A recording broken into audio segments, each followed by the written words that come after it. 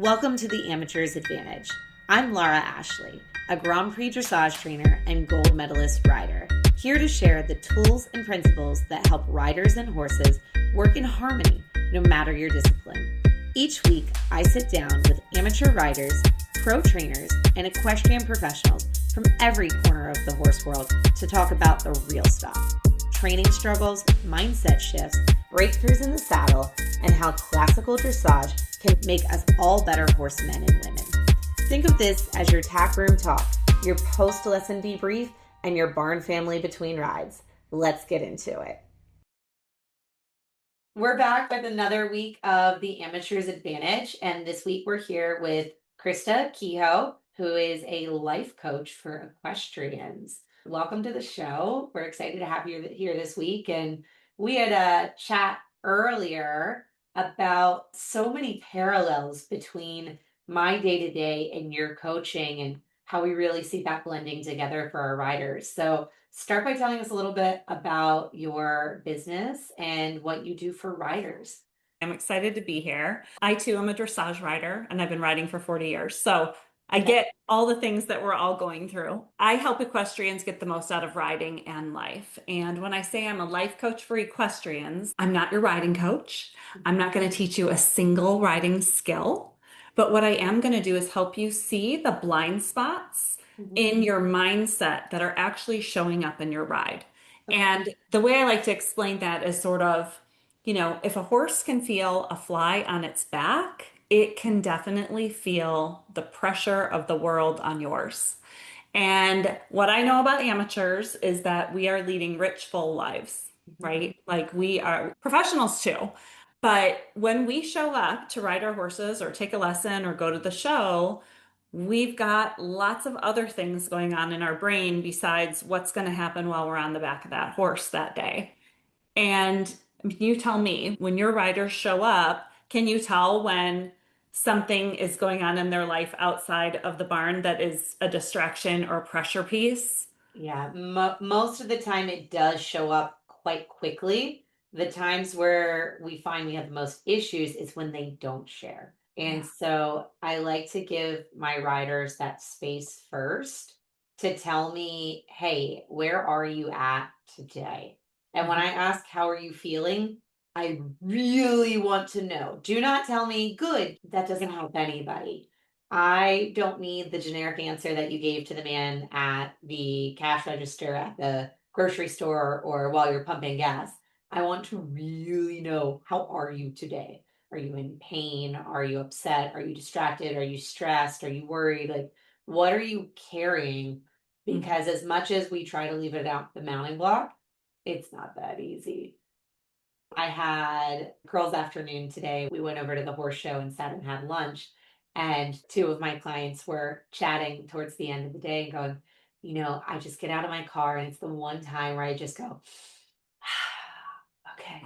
And like you just leave all those stressors, hopefully back in your car. And the one student interjected and said, I don't even have to touch the horse. Just like being near them is enough that my body starts to regulate.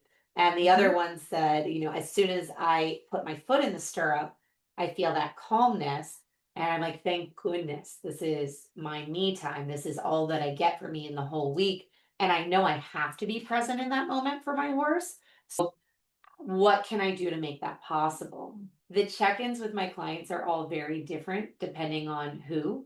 And I think that's one of the gifts that I have as an instructor is not every lesson is the same. And I don't try to make them fit into my format. Different riders need different things. So for the one, we were talking about how I'm always trying to light a fire under her and be like, come on, let's go, let's do it. We got to make our horse work, work, work. And she's like, I finally get to breathe and walk. But I realize that's how she lives every moment of her life. And she really needs that space because that is why she rides. She rides for that anxiety relief and the fitness and the love of horses and the sport. But the real root of like, why do we invest in this crazy habit? Why does she drive an hour to the barn and back? Is because it's her peace. And so if I tell her, get on and get to work, I'm doing her a disservice because her purpose is that feeling. And if I'm pushing her from the first moment, she's not getting that major piece she came for. So we talked today about setting a timer, and Mhm. her first 5 minutes are her zen. And I'm not going to bother her. And you can walk like you're on a trail ride, just beep up on the buckle. Yeah. But then when that timer goes off, now we get the horse in front of our aids. Now we find a little better connection. Now the process begins. For me as a professional, I'm setting that tone from the first stride. I'm like, hi, I'm here. These are my standards. Yeah. And it's not militant on all of them. Some start on a loose rein and they have that nice walk. Others, it is, excuse me, you're paying attention, right? So I have to gauge that for my horses, but also my clients. Yeah, and it sounds like you're doing an amazing job of seeing their mindset or their tone or their purpose. Hmm. And not every trainer has that interest, Sure. right? Even if you do, and even if you're really good at it, the bottom line is that there are ways that you can also amp that up, right? So Okay. I'm hoping to share some of that with you today too. Well, now you brought it up. You got to give me a little taste. Yeah, so I'm going to give you a tool today that you're going to be able to utilize and your riders can utilize. And it's one of the first things I share when clients start working with me. Everybody has a different purpose, right? And in each ride, there are different purposes. Like, think Mhm. about it. When you get to the barn, there might be a day where you're riding to establish better feel. Okay. Or you might be instructing them, like, listen, today we're really going to understand just how little of the aid we have to give to get that reaction. But maybe a different ride, you're like, today we're showing off. We're actually in a horse show. Like, this is a different feeling, a different emotion. You have a different set of thoughts that come Yeah. with you that day. You might be trying something completely new one day. Like maybe you're learning half pass. You've never done half pass before, or flying changes, and it comes with a whole different energy. Mm. So even if someone is showing up and saying, this is my zen, this is my safe place, this is my hobby, this is what I love, that's good. They know their purpose, but with each ride might come a different Mm. flavor and energy, right? Yeah. So establishing what that is ahead of time is awesome because it sort of clears what's available or what you're bringing. So I also, there's a worksheet on my website called Ride with Clear Goals. It's free. Download it. It has like 5 steps. It's less than 5 minutes. If you use it before each ride, you'll get centered and clear before you're even on. You can leave stress outside of the arena. Where do we want to start? Some of the things we talked about in our last conversation were things like you can sort of see what someone's doing from the middle of the arena as an instructor without even seeing their outside leg. Yeah. Right? So you can see what they're doing. And I like to say I can see what's happening in their brain by Mm. what results they're creating in life. Absolutely. We have about 60,000 thoughts in a day. Most are on autopilot because brains like efficiency. So there's no way we could consciously think of those 60,000 thoughts. There might be 20 or 30 a day that really matter that we're very conscious of. Right. We have patterns that we've developed through our lives, just ways of thinking. Think of it like a pattern or an identity, something you relate to, a story. And we carry that through our life until we're made aware of it or we realize this isn't working for me anymore. But Yeah. it did work at one point. Yeah. There are some common thoughts I see in riders that can cause a lot of friction in their Okay. ride. It doesn't necessarily mean that this is something you're aware of or that you're hyper focused on every day, but some of the thoughts I see on a regular basis would be like, I don't belong here. And that could be Mm. like, I don't belong in this barn. I don't belong in this show. I don't belong at this level. Yeah. Okay. I'm not good enough for this horse, for this level, for this trainer. Some self judgment. Yeah. They're judging me. Hmm. People are watching, and I might be doing this wrong, right? Those of you who are listening, think about if you've ever had these thoughts show up when you've been riding and notice what your body wants to do naturally. Right. When we start having thoughts like this, we tend to tighten. Hmm. And horses feel that, right? They can feel a fly, they can feel your muscles, right? Yeah. Like tiny patterns changing. I know that happens a lot with my clients. See that person over there, Laura? That's the person that I bought the horse from that didn't work out. And Yeah. now I'm on this horse. And I I have to do good because they're over there, or that person was from the old barn that I was at, and they said that I would never do third level, and now here I am my first time at third level, and oh gosh, they're gonna be ringside, aren't they? They're gonna see my warm up. They're gonna Yeah. see if I miss a change. And most of us are so busy with our own internal issues, we don't notice the rest of it. And Right. honestly, if you've got that kind of attention on you, you must be doing something right. If you've managed to occupy that much of some stranger's brain capacity. So it is hard though to flush all of that and just be present for you and your horse. But those sort of things do get in your head. And I know it's tough when you're watching other people, say down here in Wellington, if you're in a big barn and you go, wow, they're doing that with their horse, especially if like for in the warm up arena. I was riding with an Olympian in the warm up with me. And my client asked me afterwards, she's like, I mean, your warm up was going really well, but did you notice who was out there? I'm like, yeah, and honestly, I felt really good about it because I looked at her in the mirror and I was like, I'm doing a good job today. This is Yeah. nice. Yeah. But other people that haven't had that much lap mileage might go, oh my gosh, they're on the diagonal. Let me get out of the way. Yeah. I'm a problem. I'm a nuisance. I'm a lowly intro level rider. Deserve to have my horse step on the same footing as their. I don't deserve to take up this space. Yeah. I don't deserve to be here. I don't belong. And I remind my clients often, you paid for your time there in the show. Yeah. This is Yeah. your space and your time. Don't be small for anybody. You get Yeah. to take up this whole 20 by 60. This is yours. This is Yeah. your moment, your ride, your horse. You've been working for this. It's okay to be loud and proud and big in this moment. You don't have to be small. Be proud of where you're at. I encourage my students that every step of the way is exciting. That's cool when you're showing FEI level, but my one student, she just graduated from intro B to intro C, and I was freaking out and like grabbed my phone. I was like, oh, do you see that? Her horse is on the bit in that trot circle. It's happening. And they're Yeah. steady in the tempo and is right size. Like, this is what trainers' dreams are made of. Just as important to me as the rider that's out there chasing their silver medal. Which is so fun. Yeah. Yeah. So the inner voice that we all have, Mm-hmm. it matters. And most of us don't spend a lot of time thinking about that inner voice. Mm-hmm. And until you realize what kind of an impact it can have, Yeah. it kind of feels like a waste of time. You're like, why would I do that? I hear riders say all the time, I just need more lessons or I just need more ride time. Yeah. And while both of those things are true, they will help you. And I always encourage people to keep working with your trainer, keep going to clinics, keep doing shows. Those things will all grow you. Yeah. Until you address your mindset, we will stay in the same pattern.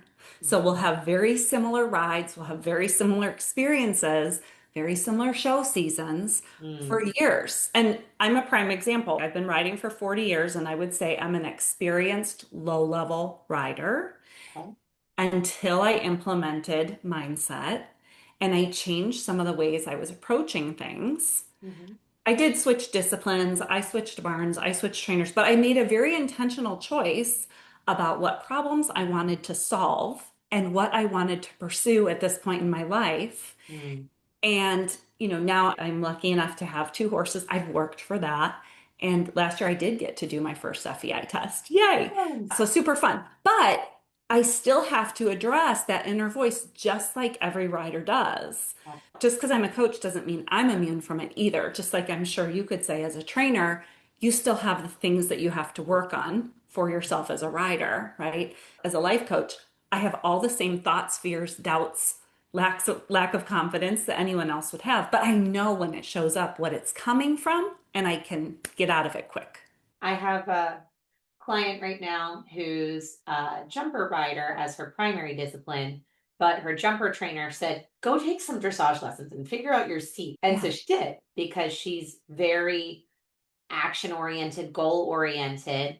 In her lesson last week, she had a breakdown. And I was like, come on, like, you're doing so much more. What's going on that you can't do a leg yield, girl? Like, let's figure it out. And she's like, I'm still just a beginner. I'm still learning all this. I can't get it right fast enough. My body gets confused. I'm overwhelmed. I was Mhm. like, All right, first of all, what's actually going on right now? So Yeah. we covered that first because that was the real kicker. Because normally she handles pressure extremely well. And for some reason, this day wasn't as easy for her. And I didn't know her well enough to see that switch before we got into the meat and potatoes of the work. And then it showed up. And Yeah. so then we backed off. And her response was, it's my fault as the rider. I should just be better. I need to manage my emotions. I need to be more regulated. I need to have more humor and laugh it off. I am the problem, which it's good as a rider to accept that, like, our horses are lovely. And if we just do better, then they'll be better. And, Sure. like, in theory, that's great. But this particular rider put so much stress on herself Hmm. that it is all up to her and only her. And it's her fault if she can't become a robot in her emotions to flush out anything she's feeling.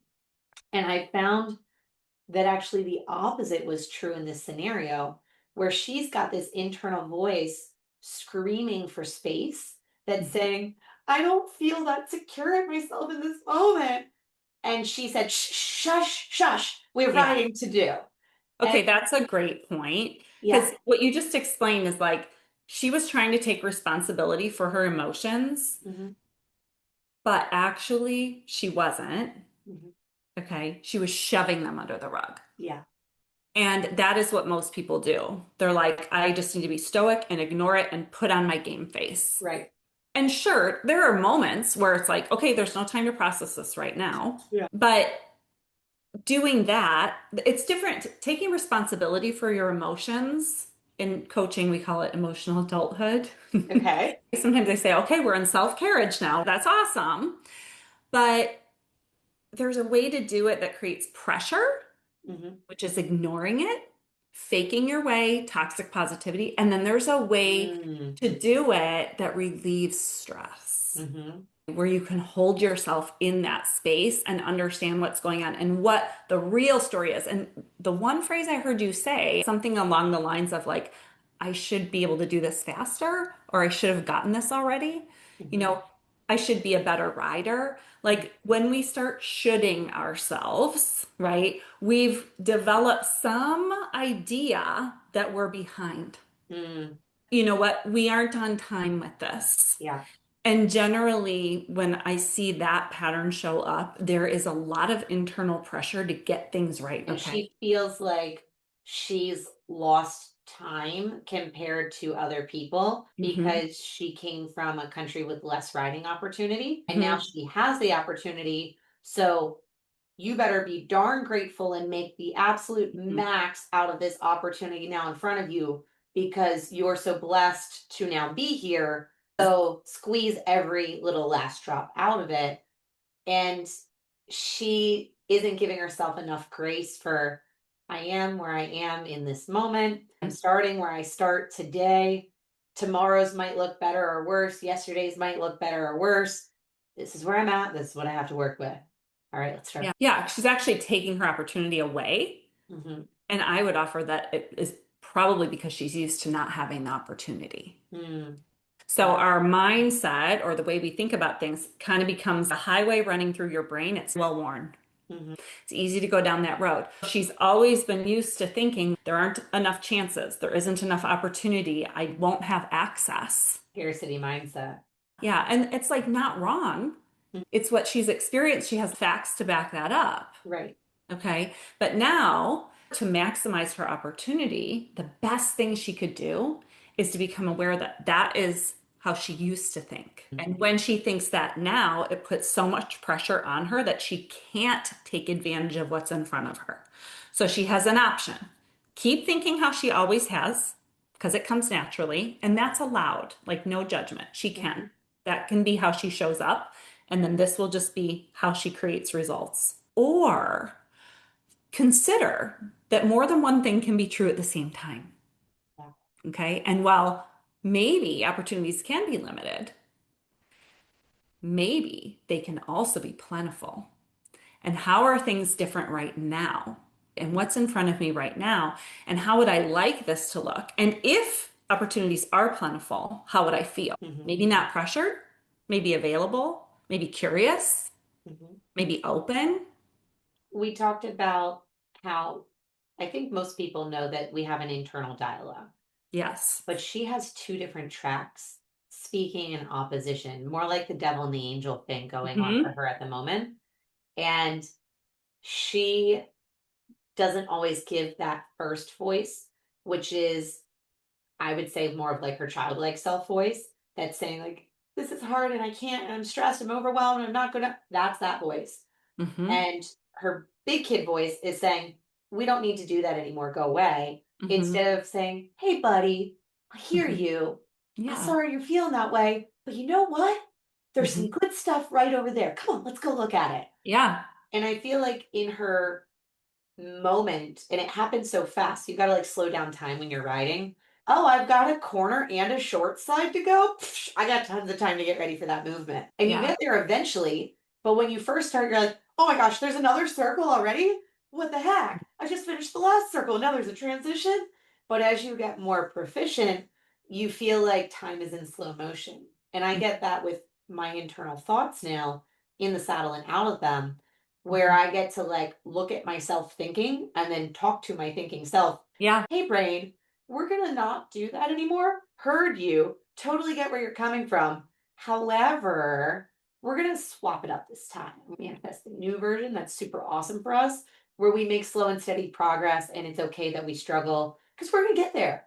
We Hmm. got the right team. It'll be fun. Yeah, you think about how you're thinking. That's metacognition. And people normally are doing some of that, but they Okay. don't always have a structure for how to identify kind of what's gone wrong. Okay. They know, "Oh, I'm thinking this or I'm feeling this, and I think it's coming from this belief, maybe, right? Mm. Most people don't even get quite that far, although they'll do a journaling exercise, like, this is how I'm feeling today. Okay. But what I recommend is that you use something called the model. Okay. I learned this when I went through life coach school, and it's very simple. It is five categories: circumstance, thought, feeling, action, result. You got to do that again. Real Yep, slow. circumstance Okay. is the C line. The Okay. T line is thought, Okay. then feeling, Okay. then action, Yep. and then result. Okay. And this is one of the tools I use all the time throughout my coaching. All you really need to know is that your circumstances are going to be the facts you're dealing with. So, like if she was, cantering and putting a leg onto leg yield, like those would be facts. Okay. Okay. If you were speaking to her, Laura said words, that's a fact. Okay. If we had a recording and we had your exact words, it's a fact. Those are the only kinds of things that go in your circumstance line, just Okay. facts. Facts are neutral. Let's start there. Then your brain has a thought. Mm-hmm. Okay. And thoughts give you feelings in Mm-hmm. your body. Like one person might look at cantering, apply leg, Laura says words, and be like, I've got this. Mm-hmm. I've done this before. This is simple. She's telling me what to do. I have plenty of time. And that would generate a feeling, Okay. right? Someone else might be like, oh my God, this is too fast. I feel a lot of pressure. I have to get this right, Mm-hmm. right? Whatever. There will be a thought that gives maybe pressure. Yeah. Now, from different feelings come an action, right? Feelings drive actions. Mm-hmm. So then, maybe somebody stops or they disengage or they start with performative thinking. Like it puts them in a spin of like, oh my gosh, I'm not good enough. I start comparing myself to other people. I get frustrated, like spins you into a different model. Mm-hmm. Or maybe it's like, I follow through. I apply the aid. I look up. I adjust my posture. So, depending on what you're thinking about the circumstance, Okay. you'll have a feeling. That feeling drives an action or a whole bunch of actions. Mm-hmm. Actions give you your results. Okay. All you really need to know is that your thoughts are creating your results. Right. But this is the model I use to take a Polaroid picture. We just kind of freeze time. We're like, here's what's going on in your brain. Yeah. Okay, this is what happened. So, in a coaching session with me, I would take a scenario, right? And we would look at, okay, they'd be like, this is the problem I had. Like, this is what's going on. And from that, we could use the model to start figuring out what the patterns are that are unconsciously showing up. Mm, Okay. And as a coach, I'm really good at seeing it. Like you and I identified the scarcity, right? mhm. There's some of that. It's okay that that's happening, but you're probably going to keep getting that same result if we don't get you to shift out of that. Do you So want to try something on? will you take a snapshot from different segments of life, different segments of the ride, different segments of your horsey experience as a whole, and be like, here's 5 examples. What overarching theme are we seeing between them? This is what we're now going to dive into together in our sessions. Is that how that plays? Yeah, usually what I do is we do like a consultation call. Okay. It's the first call, and we just see what's been showing up in your life. And I kind of look at all facets of life Okay. because you're going to bring stuff from outside the saddle, Yeah. right? And you're going to have stuff that happens at the barn. So we look at work, home, relationships, your horse life, like any section of your life. Hmm. And then I'm like, okay, it sounds like there's friction here. I don't Hmm. always know exactly what's happening until we get a couple of exact scenarios. And then we end up seeing a pattern. Yeah. And then we work on all roads lead to Rome. Once we start kind of unraveling what's happening in the brain, Hmm. we can start applying that because how you do one thing is usually how you do most things. So if you're showing up with a lot of scarcity mindset in your lessons, I bet that's showing up other places. Yeah. Once we have that to work with, if that's the most important thing, Hmm. they're like, no, this would make a huge difference in my life if we could fix this. Yeah. Then we work on that and get that going. But there will be other things that come into play all along the way. Mhm. When I do my touch base with my clients at the beginning of the day before they start their ride, the how are you buckets, I Hmm. kind of know what buckets they carry with them every day. So Yes. I'll touch those each to see if any of them light up. Like, oh, how are things with hubby? Did you guys go on that trip this weekend? And like, oh, your kid had the school play, right? Did you go? Did he do good? Oh, that's wonderful. And oh, I know that thing was going on with that new deal at work. Were you able to close that contract? I Hmm. touch all of those. And if there's nothing there, I leave it. But Hmm. if I touch it and it gets hot, then I give it its place to Yes. erupt in that first walk. And then that gives me a meter for like what you said on what the lesson plan is of the day, what kind of ride we're going to have. So I think one that I have a really good relationship with as like a coach student, also as a friend, but I have a client that's pregnant. And so her meter on how are you physically feeling is critical right Yeah. now. I know what she carries in her personal life and in her professional life, but now we also have her physical check in. Are you having any unusual pains? Let's talk about that pain. What's your heart rate typically at? What are you comfortable with it elevating to? Hey, I notice you're breathing a little bit heavier. Is it okay if we do a walk break now? Yeah, that would be really helpful. Yeah. How on fire is your brain right now? If your thoughts are already going at a million miles an hour, I'm not introducing a new concept today. Let's do something that you're already really good at. Let's work on something simple and just perfect it a little instead of throwing you in the deep end and then telling you to swim. And I do the same with my horse training as well. I'm noticing their threshold getting up here. Like, ooh, we need to go back to something that you're good at. Okay, we're normal again. Hey, now let's touch that another time and see if we're in a better place to receive it. So I'm kind of reading that meter Hmm. throughout the ride on maybe the exercise I gave them was too complicated. Maybe they can't handle that many steps. And I'm like, oh, we're going to do like head to wall leg yield to haunches into a 10-meter circle to a half pass. And they're like, I knew 2 of those words. I don't know what those other ones are. Yeah. I've given Yeah. them more than they can handle. So we Yeah. bring And it down to a bite they can manage, and then we work there. But I'm reading constantly, are we at that threshold? And based on how they come in that day and how mhm. they handle pressure, gives me a starting spot. Because if you're already at 90% of your max, I only have 10% to play with. If you come Mhm. in on just off vacation, you feel great, I might have 70% to play with till you tap out. Can I ask you a question about that? Of course. If you had a rider show up and they'd already been able to release the pressure Yeah. before they got to their lesson and they were good to go, how would your training look different for I them? could do more with them. So I want to say to the trainers who are listening, right? Like this is something that if your riders can tap into their mindset and Mhm. they can, here's how I like to explain it.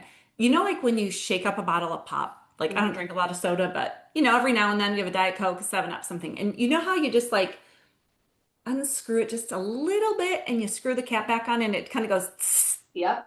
That's what we want riders to do before they walk in the arena to Yeah. take their lesson. Okay. It's completely within their control. What we actually don't want is for the emotions you arrive with to dictate the training you're going to have. What we want is for you Mm. as riders to show up cultivating already the emotions you need to receive the training that you are so invested in already. Mm. Like you have this horse you're invested in, you have invested in a relationship with your trainer, Mhm. right? And you have goals. And P.S., this season of life and riding will pass. Like sometimes I say it's a sacred combination when you have the horse, the time, the body, the trainer, and the opportunity. Like that is a sacred combination. It's not Perfection. always working. That's why timing is a big deal. Yeah. You know, when your previous rider says like, "Oh my gosh, I have to get this right." Sometimes we do. Like I have a horse who's 17 and he's my Grand Prix schoolmaster and there is a bit in my brain about like I want to get this right now. So I take great care preparing myself for the lesson so that when I show up, it isn't about my trainer making things okay for me. Mm. I'm okay to receive all you've got today. Give it to me. I'm ready. Yeah. Yes, I'm ready, right? I only ride 3 days a week because I have that 2 hour drive to the barn and home, Okay. right? So I'm like, I want to maximize the opportunity I have in front of me.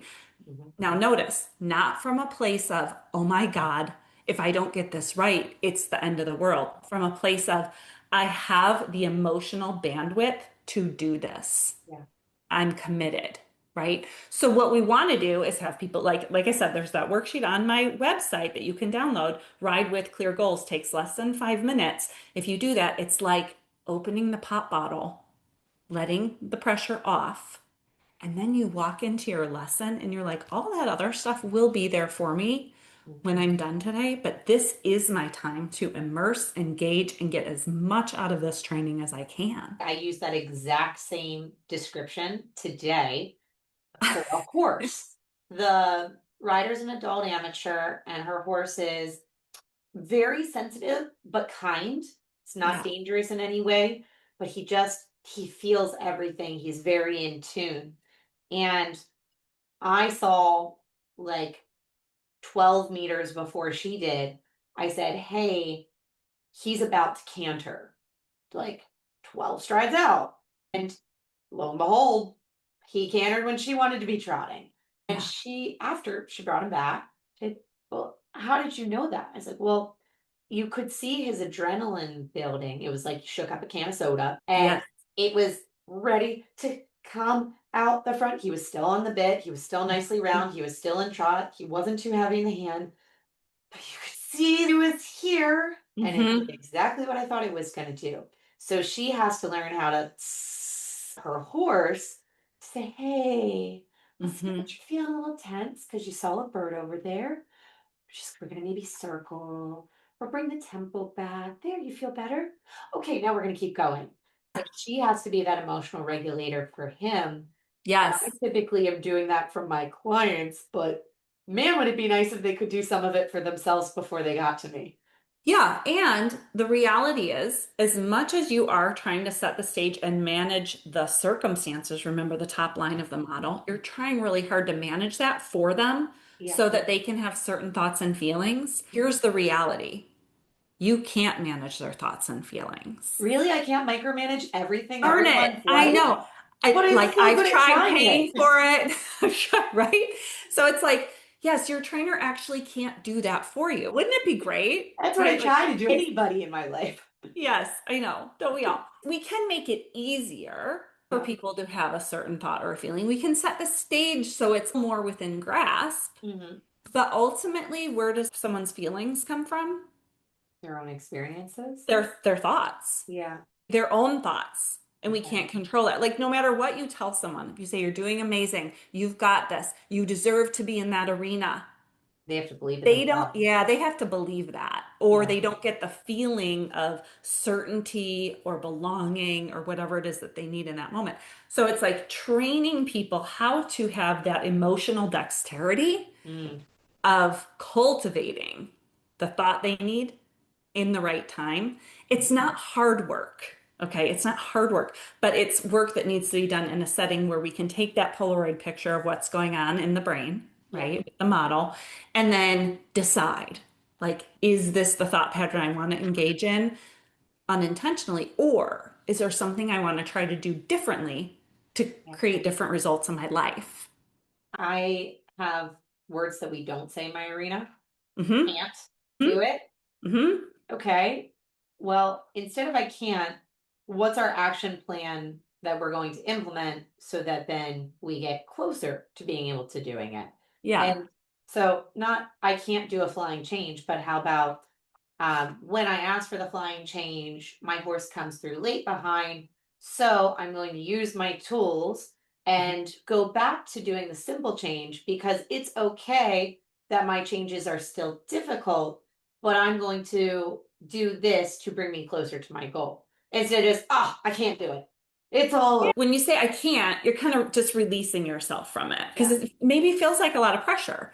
But if you're training people to develop that resilience to stick with something, Mhm. then you're right. A different way of approaching that, something like I'm working on the pieces to the fine change and being willing to mess it up.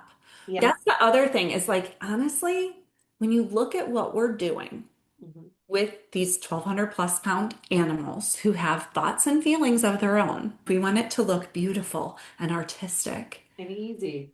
And we want it to be something we can count on because we're going to go into the arena at, 12:03 Yeah. and do this test that we've predetermined and memorized and make it go a certain way. We're setting ourselves up for a real challenge, Yep.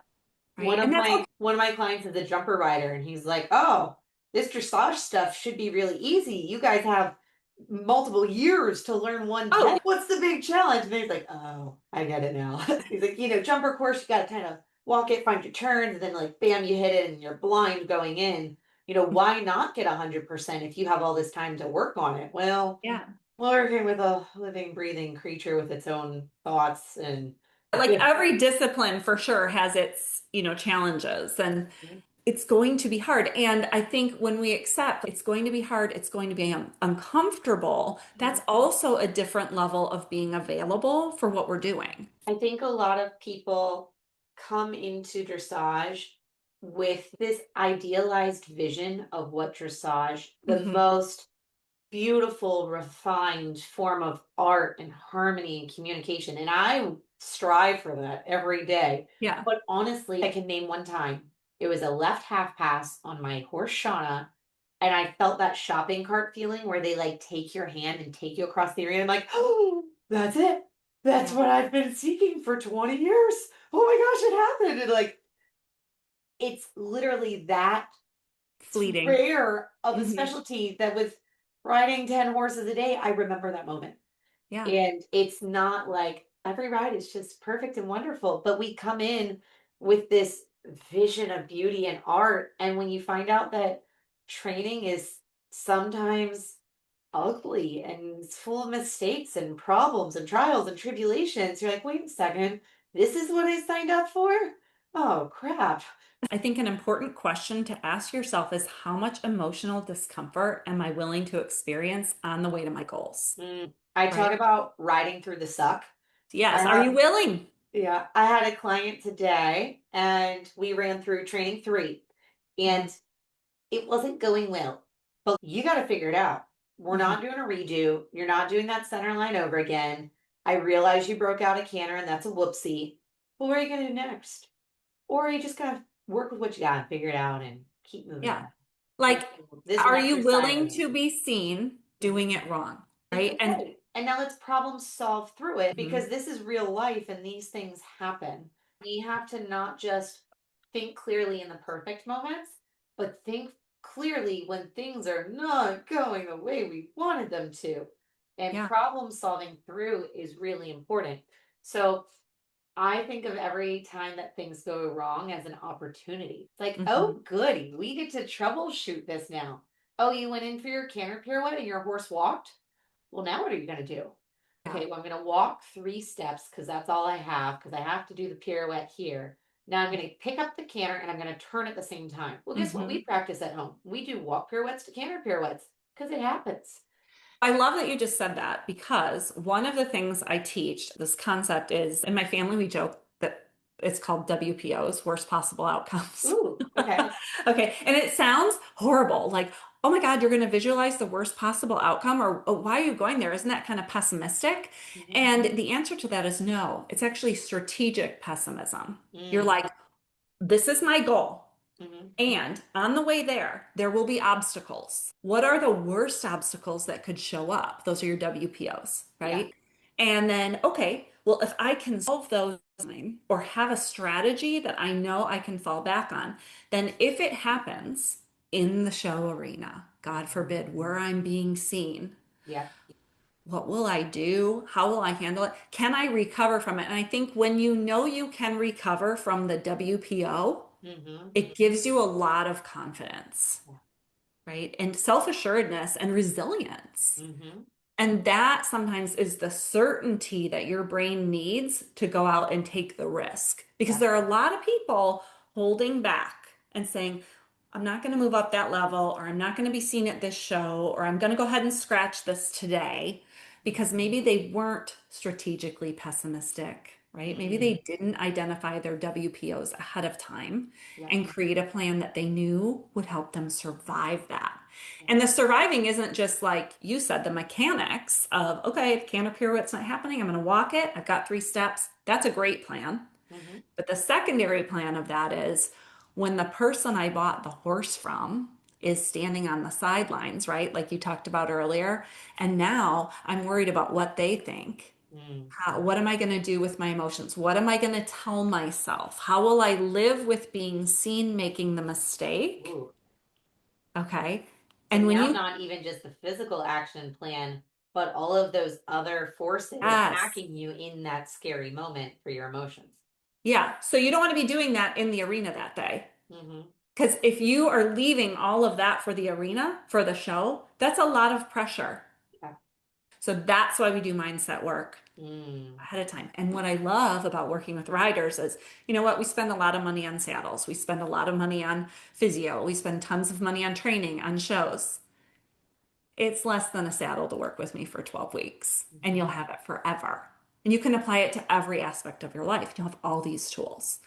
So that's why you want to be doing this stuff sooner rather than later, because this season isn't coming back, right? Like you said, you'll get so much more out of your session. If Hmm. I'm spending the first 15 minutes of the ride talking you off a cliff from the bad day you had, I'm Yeah, willing to do it. I love my people. absolutely. But if you spent those 15 minutes on your drive from your house to the barn, Hmm. and you're going to have to talk to me about that worksheet a little bit more on Yeah. how they could use that on their drive so that Hmm. by the time they get there, they're flushed and they're ready. I literally do mine before I leave for the barn. It takes me 5 minutes. And then Okay. it's done and it sits in my brain for my 2 hour drive, Yep. right? Do you And write it by then hand? at home, I do it by hand. So you Yeah. actually write it with pen and paper. I think that there's a brain hand connection. I was Okay. a teacher for 20 years. I don't know if I told you that. I taught high school biology. Okay. Yeah. So I don't know. I like writing. You don't have to do it that way. You could type it out, Okay. right? Some of my clients just keep a binder, right? Mm. So they've got them to look back on, like, oh, look You've at the got like progress. historical records so Yeah. you can see the trends and how you're feeling. And one of the things on there is grounding your ride. And that's just deciding what is the ride today? Is this the ride to learn feel or to learn a specific skill? Am I going to a show? Like, what is today? And it gives you that purpose, right? Okay. Connecting horses and people now. Yeah, yeah. So in training programs for riders, like beginner up down lesson barns, Hmm. there's a curriculum and it's like, all right, today we're going to learn how to switch our posting diagram. And you can say, like, step by step, this is the plan. And sometimes teachers are expected to create a curriculum for their horses or their class. And well, sometimes you want to throw the whole book away and just Yeah. deal with what you have in the moment. So, Hmm. what do you do for those clients that come in that day because often the horse is dictating what our plan, and they go, all right, today I'm going to do leg yields. And then you realize that when you go to pick up your trot, your horse is racing through your half halt. And if you put on your left leg to go sideways, they're just going to zoom in the canter. And now what am I going to do? Yeah. So I, as a coach at that point, would say, hey, you know what? We wanted to do it in trot. Well, let's bring it back to walk. Let's start there. Let's work on our walk halt transitions and get our half halts effective.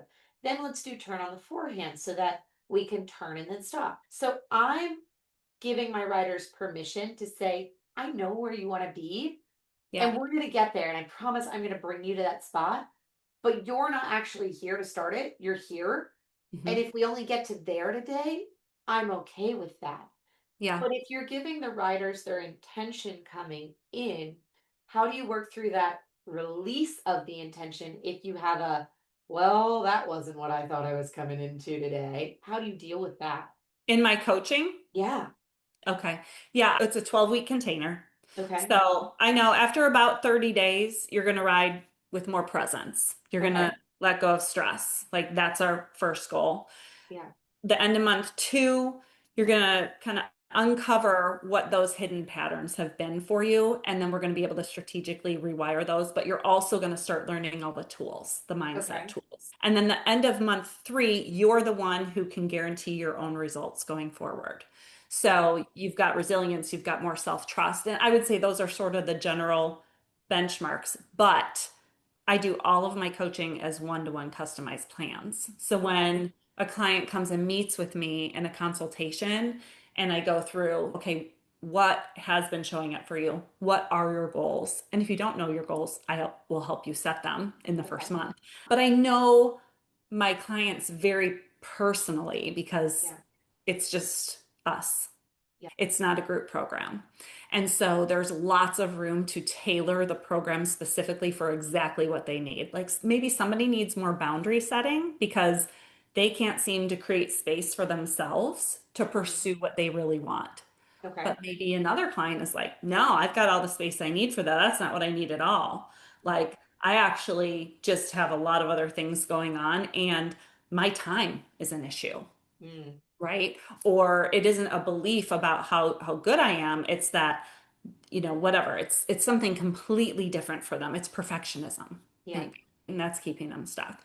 So because I work with one-to-one clients, it's easy for me to tailor Okay. everything to them. Do you find most people don't even, because we talked about blind spots, don't even know that's happening to them until you're Hmm. like, hey, Yeah. see through that thing over there? Or do Yeah. most people come in and say, oh my gosh, I keep having this issue, help me? No, almost nobody comes in and they're like, this is exactly what I need to work on. Help me. Okay. Almost everyone is just like, I'm already investing all of this in my horse, all of this in my training. I've been a lifelong rider. It's a part of my identity, and I just want to be better. Okay. Great, you're in the right place. Now, not everyone knows that mindset work is the way to go. But when you're Mhm. doing all the other things and you're like, well, if I just would ride more and pressure is showing up, I would offer mindset might be the way to go. People are finding out more and more about it as time goes on. Like it used to not be a mainstream thing. Now, life coaching and mindset work is pretty mainstream. How does life coaching and sports psychology differ? I'm not a psychologist. Okay. So I say the way I differentiate is if you're not functional, if you're freezing completely or you're not getting on your horse, I might not be the right person for you.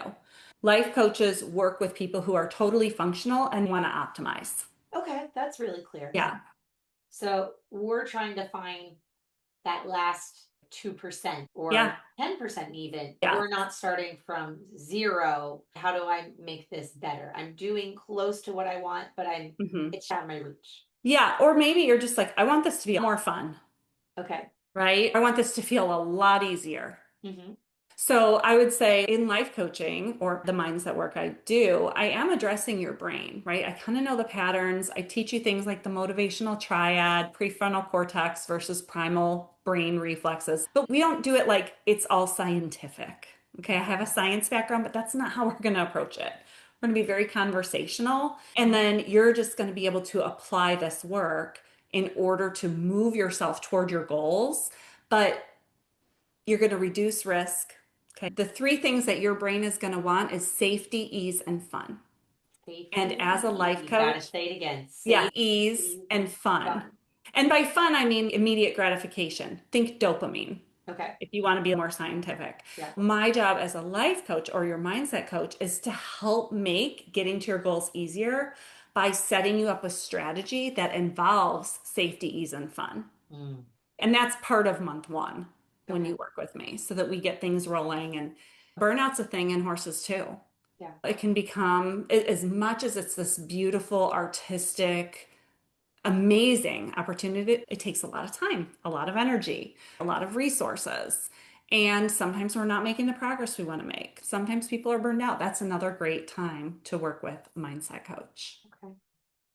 Not everybody has somebody that can design a strategy to get from point A to point B. They Mhm. know they want to get to B, but that journey in between is very unclear. Mhm. Unexpected ditches and speed bumps and barbed wire fencing in between. And so Yeah. you're able to help kind of navigate through that and help Mhm. them on that journey. Maybe Yes. they come to their coach and they say like I want to get my bronze medal.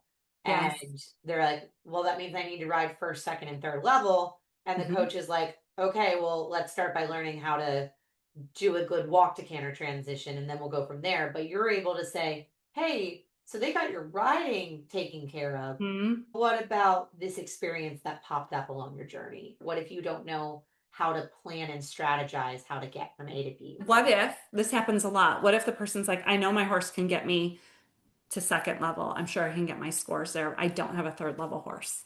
Mm, They're like, so I guess I'll never have my bronze medal unless I mm, sell my horse. And okay. sometimes that's a real fixed mindset. There are other solutions, Okay. but we have to be able to open ourselves up to what Mm, else is available to me. I wonder if there are other ways to get that third level score, right? Lots of people do lease a horse or they share board a horse or there are other opportunities for riding. Sometimes you are able to buy a horse, right? But there are lots of different solutions. We choose the problems we're willing to solve. mm, If someone said, I want my bronze medal and I don't have the horse for that, and I don't have the resources to buy that horse, is that a problem you're willing to solve? And they might be like, no, because I don't know what it's going to take yet. But are you willing? Do you want to have that problem? Or do you want to solve the problem of not getting your bronze? Those are two options for you, but which one do you want to live with? They're both going to create situations where you have thoughts and emotions. You might not like spending the money or stretching yourself or getting out of your comfort zone and finding another place to ride so that you have a third level horse. That's a set of problems to solve. Or you might be like, I don't want to solve the problem of not having that bronze, not having that achievement, not tying my riding career up with that pretty bow. yeah. But we get to choose. No matter which way you choose, when you have done mindset work, you don't live with regret Mm, because we make sure that when you choose one option or the other, it's intentional. yeah. It isn't, I Conscious couldn't decision. do that. You don't get to blame. Yep. I chose this. I Yeah. think the first time we talked, we were chatting about my background. I made the conscious choice of I wanted to invest in the security of my finances with my Yeah. farm, and I wanted to grow that and make my farm incredible first. And I wanted to focus on my clients' goals, my clients' dreams, because I believe that by investing in them long term, it's going to come back and have the relationships that I need to reach my goals. But it was really hard for me to go look at what my peers are doing. I rings, they've got another FEI horse they made. Look at that young horse they're riding. And I had to tell myself, not, well, I could do it too if I wanted, but Mhm. you chose to focus. Your path is different than their path. It's Mhm. not better, it's not worse, it's different. You chose to walk that direction. So own it. Because you could choose the victim mindset and it's always available to us. It's an But we option. it's an option, but it feels awful. And it Yeah. doesn't propel us forward, it keeps us still. Yeah. What I like about what you did there is that's a great example of you were in emotional self-carriage. Mm, Okay? You were like, I'm going to own my reasons hmm for choosing the path hmm and I'm not going to beat myself up. Yeah. I'm going to build. It's interesting to see it goes so much deeper than just the ride itself. There's so many other things that sneak up on you in your equestrian journey that Yeah. aren't just, can I ride that movement better? Can I do a Yeah. better shoulder in from a 6 to a 7? Like, yeah, we want that. If I could get my brain to be less scattered and stop thinking about all the little things, but it's so much more than that. It's the literal life aspect of it and Yeah. choosing a path for yourself that aligns with the vision of how you want to live, how you want to exist, what brings you joy, dealing with Mhm. the hardships and choosing to overcome them, and that you can support somebody through that journey from the micro details of the movement to the macro details of how you're choosing to spend your equestrian life and how that bleeds into everything else around you. Yeah. Yeah. Well, this has been great. I love talking through this with you, and I'm definitely gonna have to pick your brain a bit further because as a pro, I am not excluded from this conversation. Well, because you have a brain. Yeah, I'll take one of Oh the AI no, it's kind of boosters. beautiful, really. But yeah, I would love to talk with you more. This is always really fun for me. I do want to add, I have been writing for 40 years and I had a previous career as a teacher. Yeah, Being able to combine my love of personal development and yeah, being an equestrian, it's an amazing opportunity that I get to do this with yeah. other people who love horses and who want to be better in their lives. It shows up in the way that you speak about it because you Mm, can see the thanks. passion behind it, that you Yeah. really want to help them through it. It's not, you did that again. It's, Yeah. hey, I got you. I understand it. Let's work through it together. There to help Yeah. them through that process. I didn't grow up having this handed to me. I had the $300 horse from next door, and I've done this all different ways in the backyard, all the way to double 100 jumper barns, and now in a wonderful boutique level dressage barn. And yes, I have a schoolmaster and I have a younger horse, but I'm in my 50s. So I've seen a lot. I've been a working student overseas for the Clifton Eventers in New Okay. Zealand way back in 2000. I've seen it done different ways. I've done it different ways. So I can relate. Yeah. And that makes it really valuable because civilians don't really understand what we're doing. No, we're a special breed, aren't we?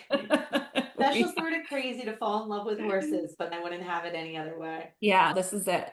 If I want to find that worksheet, where do I go? That's going to be my first step when I finish Yeah. this. So go to my website. And It's that is it's my name, KristaKehoe.com with Krista, Kehoe. I'm also on Instagram, okay. Krista_Kehoe, Perfect. and Krista Kehoe Coaching on Facebook. Krista Kehoe Coaching on Facebook. Got Mhm. it. So we've got your website, your Facebook, and your Instagram Yes. to start diving into some of your resources there that you share. And if Yes. this inspired anybody else to take the next step in their equestrian journey and get more understanding of their brain and their thoughts to then validate, but then guide their emotions to better Yes. results, you're the person to talk to. We enjoyed having you on, and I'm sure everybody's gained a lot from this insight, and we can't wait to learn more from you. Thanks so much for joining us today. That's it for this episode of The Amateur's Advantage. If you found something helpful, share it with a barn friend, subscribe wherever you listen, and leave a review. It helps more riders to discover the show and join our equestrian community. Don't forget to follow Laura Ashley Dressage on Instagram and other social media channels for more tips, behind the scene content, and updates on future episodes.